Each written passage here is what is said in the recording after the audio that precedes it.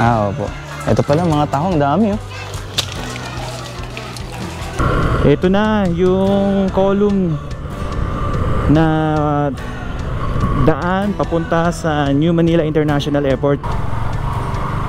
Giniba na pala itong buong fish port dito.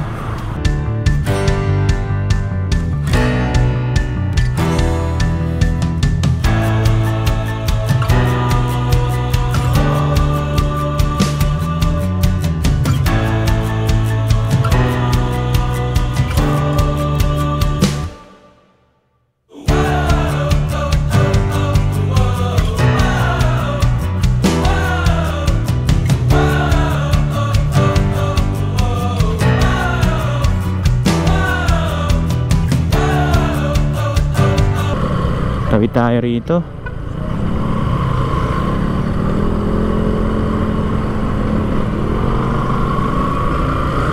Ito na yung column na daan papunta sa New Manila International Airport. Yung pinakadulo nitong Salex bago tumawid ng ilog. Makikita natin dito itong malaking poster rito na magiging daan papunta sa New Manila International Airport. So dadaan yan sa may malapit dito sa may fish port. At ito na yung magiging daan magmula sa Manila papunta doon sa may airport. So ito yung Salex. At dito naman sa may kabila, ito naman yung Nalex. So yung Nalex, yun yung manggagaling sa NLEX Balintawak.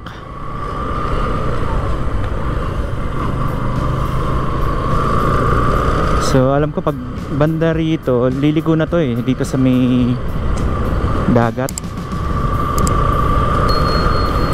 Daming mga nag-ano dito namamasyal. Mamaya ikutan natin yung dun sa may tulay.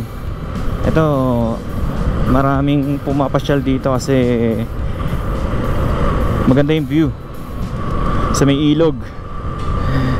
Ito nga pala yung pumping station ng Navotas, Bangkulasi. Ayan, ang dami mga bangka rito. Ayan, dito ang dami mga bangka na naka-park dito sa may harapan ng pumping station. Ito yung mga nangingisda rito sa may part ng Manila Bay. Andun mukhang kakatapos lang nilang manghuli ng mga isda. May nakikita tayong lambat doon. Ito, sa pagkakaalam ko, ito ay part ng San Miguel Corporation. Kasi nga project to ng San Miguel. Sila yung naglilinis dito sa ilog dito. Sila yung gumagawa ng paglilinis dito, yung dredging dito. Nung unang update natin, nakikita natin dito may mga excavator pa silang gumagana dyan. So hindi ko lang alam kung anong building to, pero nung pumasok kasi kami dyan, yun nga sabi ng guard, part yun ng San Miguel. Kaya ito ay hindi ko alam kung anong building ang gagawin dyan. So ikutan natin yung banda rito kasi nandito yung Centennial Park, nandito naman yung fish port. Mas maganda kung doon tayo, ikot tayo ron.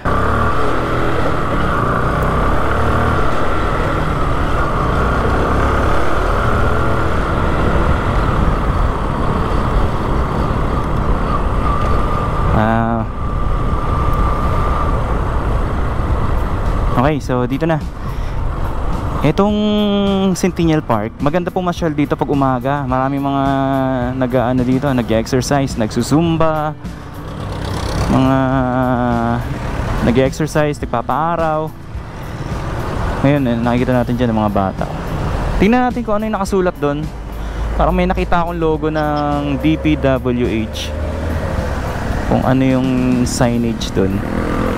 Mukhang project ata ito project ng DPWH.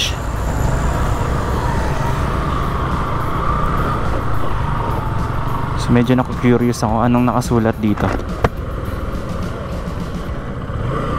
Okay, so dito ang nakalagay ay construction of floodgates number 3 and number 4 along Navotas Coastal Dike, Navotas.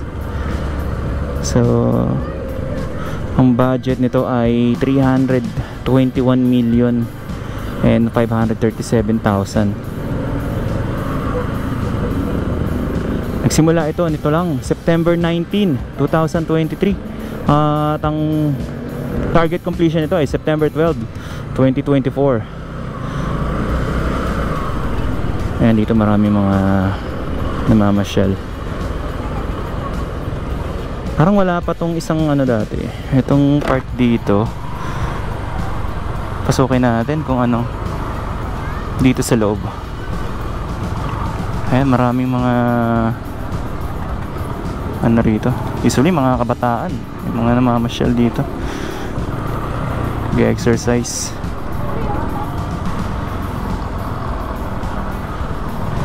Ayan, may mga street foods.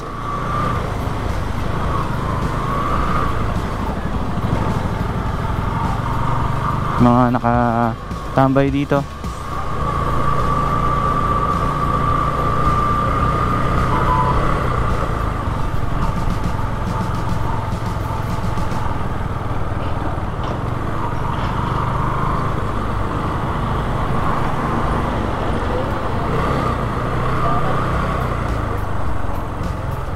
Ay, ang ganda nito ah.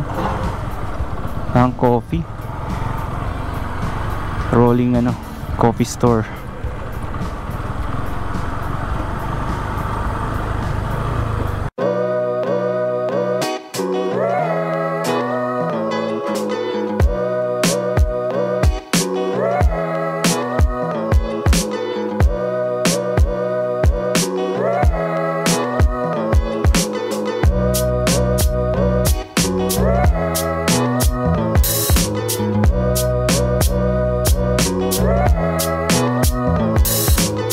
Meron tayong nakita doon na barko na nakalubog. At ito yung magiging daan ng papunta ng New Manila International Airport. So yung nakita natin na poste kanina doon, yun yung galing sa may malapit doon sa may port area. So ito yung Salex. Dito siya dadaan. Tapos ito, nakausap natin yung guard dati rito. Yung tinatayo daw dito na construction, yun yung magiging pundasyon ng itatayong elevated skyway dito. So ito na siguro yun. Ito na sinisimulan namin mga crane dyan. Tapos ito yung malapit lang dito yan sa may fishport. Tapos yung Nalex naman is dito manggagaling sa may ilog na to. So magmula doon sa may NLEX Balintawak, di dire-diretso naman yun dito. So parang magkocross sila papunta dito sa may Centennial Park.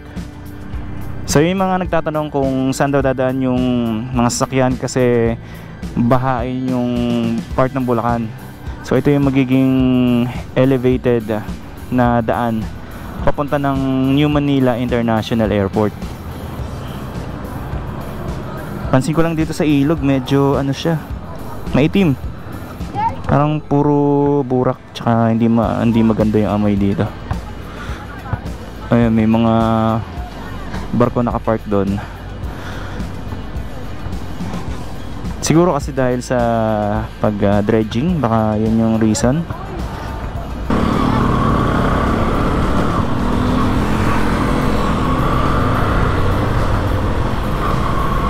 So ito yung dating daan papunta sa may fishport. Ngayon ay ano na, may construction nang nagaganap. Isang poste dito sa may kanto, meron pang isang column na ginagawa. Nandaron.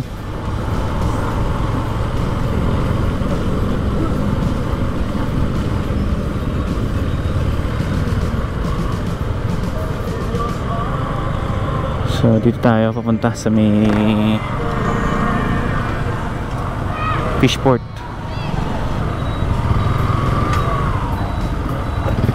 May ticket. Magkano, sir? So may babayaran pala na 7 pesos papasok dito sa may fish port.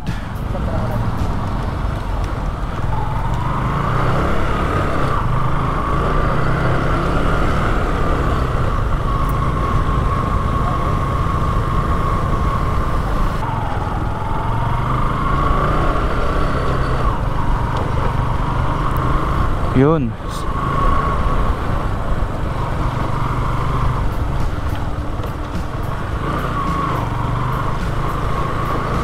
So dito yung fish port ng Navotas.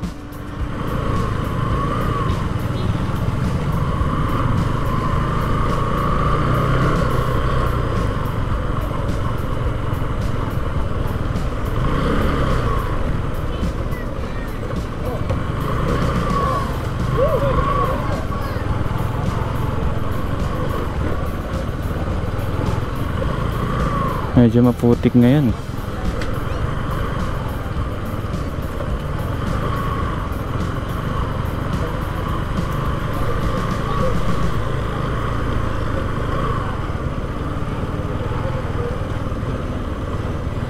Ito na yung mga excavator dito na naghuhukay. Sarado na. Ito na yung building na nakunan natin ng drone kanina. Giniba na pala itong buong fish port dito. So yung ilalim, yun ang nagagamit ngayon ng mga rito.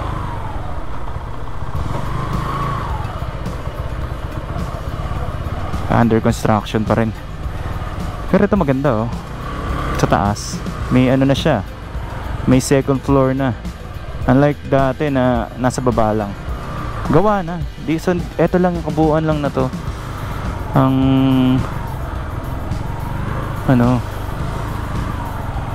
ang fish port. So ito dito na to, mga shipyard na yun nandito. Tapos doon na yung construction nga para doon sa itatayong tulay papunta ng New Manila International Airport. Dito may expansion pa ng pero hindi pa tapos. Expansion ng Navotas Fish Port.